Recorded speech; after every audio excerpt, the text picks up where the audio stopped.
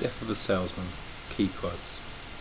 I would suggest that maybe the most important quote at the start of the play is actually the stage directions, in which we're told very clearly what to expect. We're given ideas about music, and we're given ideas about the lighting, the way in which the stages work, the way in which the lines on the stage work, the way in which we have those towering presences of those built-up buildings around Willy Logan's house.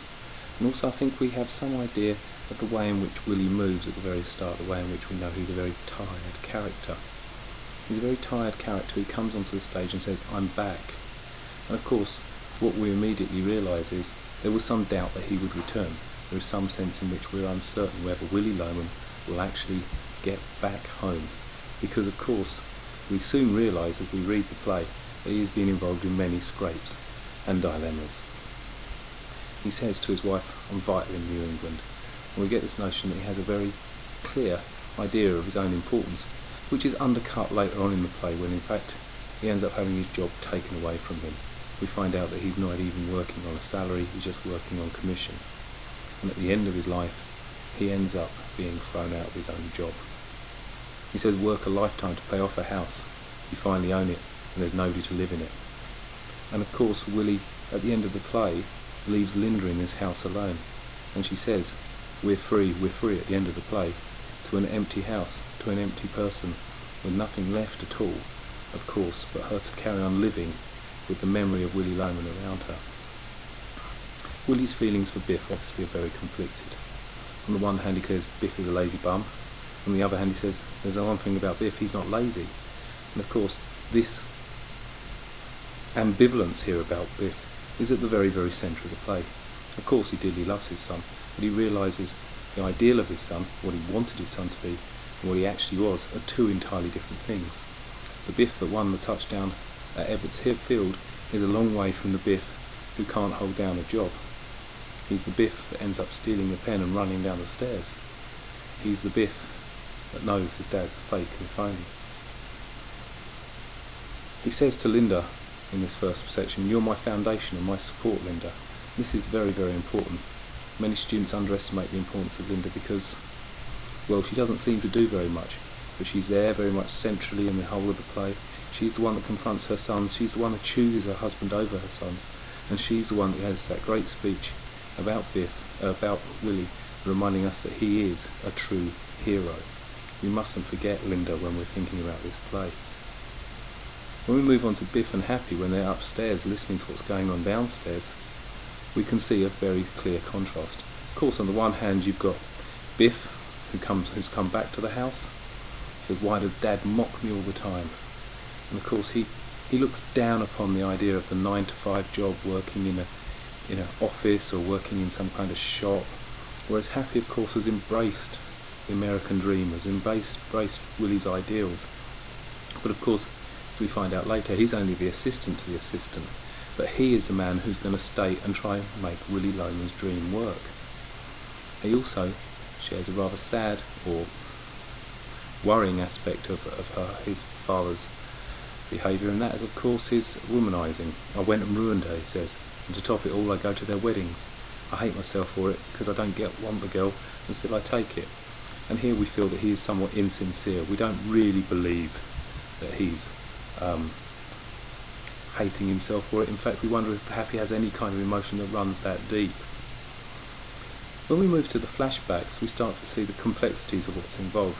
We see, for example, Biff stealing the football. "Do you like the new football I got?" "Well, I borrowed it from the locker room." Of course he didn't borrow it, and of course it's one in a long line of thefts that we're going to see in this play.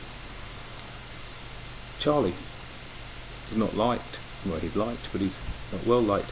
And we get this whole notion that somehow that the most important thing in this world is to be well liked, not to work hard, not to study for your exams, not to make sure you pass your maths. Instead it's to be well liked. And of course what's interesting is Bernard, who apparently is not well liked, is the one that's going to argue the case in front of the Senate. He's the one that's going to go and stay with people who've got tennis courts. He's the one that, according to Willy, must have the secret. Willy thinks because you can park your car anywhere in New England and the cops will protect it like their own, that's the most important thing. But he comes back and he lies to his wife. He said, "I did 500 gross in Providence."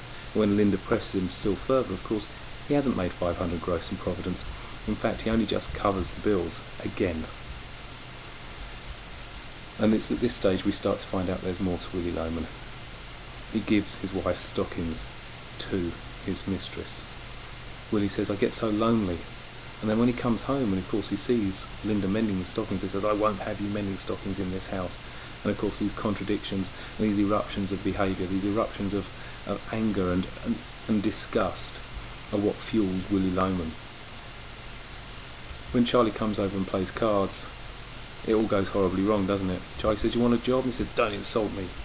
And Charlie says, to put up a ceiling is a mystery to me. And Willy says, why do you want to know? Why do you want to know? And while this is happening, of course, you get the ghost of Ben, or the hallucination of Ben walks in with the great quote, I walked into the jungle when I was 21 and I walked out and by God I was rich. And this mantra of this idea of the man who lucks out, who is the great American entrepreneur that risks everything and goes out and discovers riches, is what sustains Willy.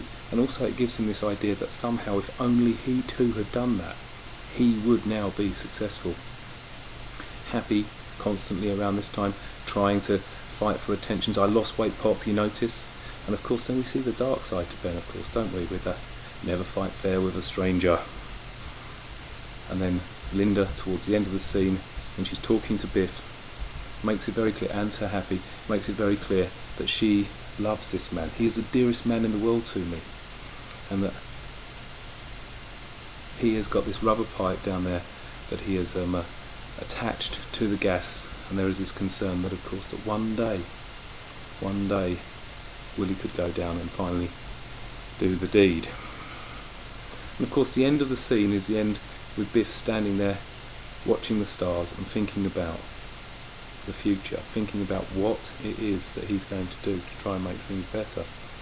He is going to go and see Bill Oliver the next day.